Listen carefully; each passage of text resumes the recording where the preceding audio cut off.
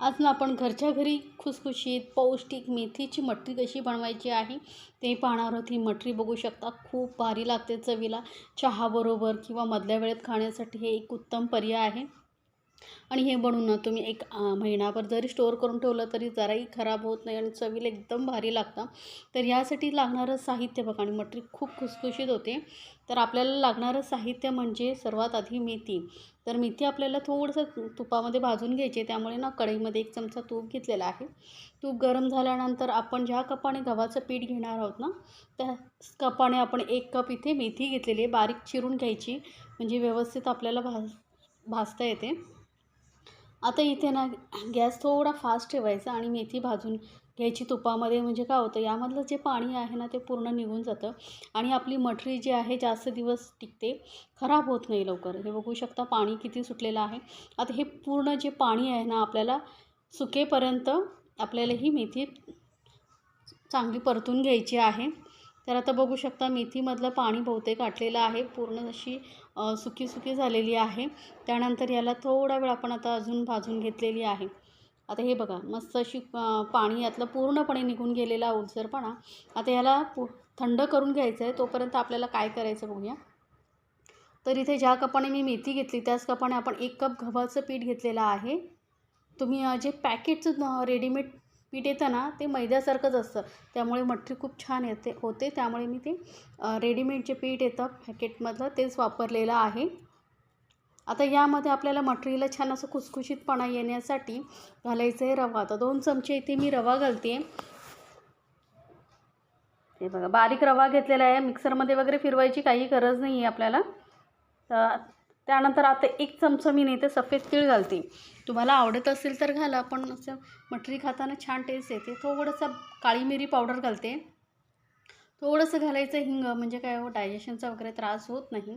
थोडंसं घालायचं हळद, हलका कलर खूप छान येतो मटरीला। आणि अर्धा चमचा इथे मी लाल मिरची पावडर घालते। सोबतच घालूया चवीनुसार मीठ आणि 1 चमचा इथे तूप घालते। तूप तेल तुम्हाला जे आवडत असेल ते घालू शकता। यामुळे काय होतं, आता आपण पिठाला तूप चांगलं व्यवस्थित चोळून घेतल्यामुळे आपली जी मटरी आहे ना मस्त खुसखुशीत होते।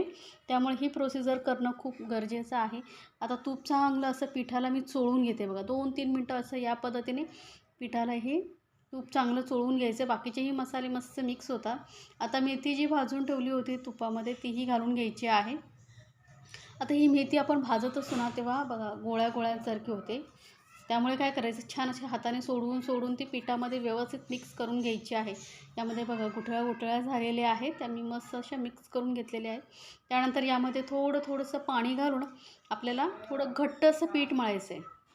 जास्त पातळ पीठ मळायचं नाही आहे, लक्षात ठेवा। घट्ट मळल्यामुळे काय होतं, आपली जी मटरी आहे ना ती मस्त खुसखुशीत होते आणि लाटायलाही सोपं पडतं। तर बघू शकता मस्त अशी घट्ट असं पीठ मळून ठेवलेलं आहे। आता हे रवा मुरण्यासाठी साईडला ठेवून देऊया। तोपर्यंत काय करायचं आपल्याला, एका वाटीमध्ये घ्यायचं आहे 2 चमचे गव्हाचं पीठ आणि 1 चमचा तूप घालायचं आहे आणि याचा आपल्याला साठा करून घ्यायचा आहे। जर वाटलंच तुम्हाला की हे मिक्स होत नाही तर थोडंसं अर्धा चमचा तूप तुम्ही घालू शकता अजून। पण जसं तुम्ही मिक्स करत जाल ना तसं हे छान असं फेटलं जातं आणि मस्त असं क्रीमसारखं आपल्याला मिक्स करून घ्यायचं आहे। तरी बघा छान असं मिक्स करून घेतलेलं आहे। जशी फेटत गेली तसं हे छान मिक्स झालेलं आहे। आता आपला हा साठा तयार झालेला आहे। पीठही आपलं छान असं मुरलं गेलेलं आहे बघा। मेथी आणि आपण जे यामध्ये मसाले घातलेले होते ते सगळे पिठामध्ये छान असे उतरलेले आहे आणि रवाही चांगला सॉफ्ट म्हणजे मुरला गेलेला आहे। आता याचे ना मी 3 समान भाग करून घेते, म्हणजे आपल्याला पोळी लाटायला सोपी पडेल। तर 1 कप गव्हाच्या पिठापासून खूप सारी मटरी तुमची तयार होते। आता याला सुखं पीठ लावून घ्यायचं आहे आणि आपल्याला याची पातळ पोळी लाटायची आहे, लक्षात ठेवा। जास्त जाड पोळी लाटायची नाही आहे। जेवढं पातळ पोळी लाटाल ना तेवढंच तुमची मटरी आहे मस्त खुसखुशीत होते आणि व्यवस्थित तळली जाते। त्यामुळे जास्त घाई नाही करायची, पातळ एकदम पोळी लाटून घ्यायची। बघू शकता किती पातळ आपण पोळी लाटून घेतलेली आहे। आता काय करायचं, तो साठा बनवला होता ना तो पूर्णपणे या पोळीवरती लावून घ्यायचा आहे, व्यवस्थित लागला पाहिजे। बघा साठा लावून आपण पूर्ण पोळी कवर करून घेतलेली आहे। आता यावरतीच ना आपल्याला सुखं पीठ लावायचं आहे, म्हणजे काय होतं, ज्या आपल्या मटरीला लेअरही छान येतात आणि असं खुसखुशीत आपली मटरी होते. तर सुकं पीठ व्यवस्थित लावून घेतलेलं आहे. आता याला आपल्याला फोल्ड करायचं आहे. तर बघा 2 साईडने या असं मध्यभागी असं फोल्ड करायचं आहे आणि याला वरूनही परत साठा लावून घ्यायचा आहे. बघा दोन्ही साईडला व्यवस्थित साठा लावून घेतलेला आहे आणि परत सुकं पीठ लावून घ्यायचे. प्रत्येक वेळी साठा लावल्यानंतर सुकं पीठ लावून घ्या, लक्षात ठेवा. आता वरच्या साईडने फोल्ड करायचं आहे आणि याला परत असं फोल्ड करून सुकं पीठ लावून घ्यायचं आहे आणि याची परत आपल्याला पोळी लाटून घ्यायची आहे. तर आता काय करायचं आपल्याला, याला चौकोनी फोल्ड केल्यानंतर चौकोनीच अशी आपण पोळी लाटून घेणार आहोत, म्हणजे आपल्याला मटरी बनवायला सोपं पडेल. चौकोन असल्यामुळे सहज लाटता येते.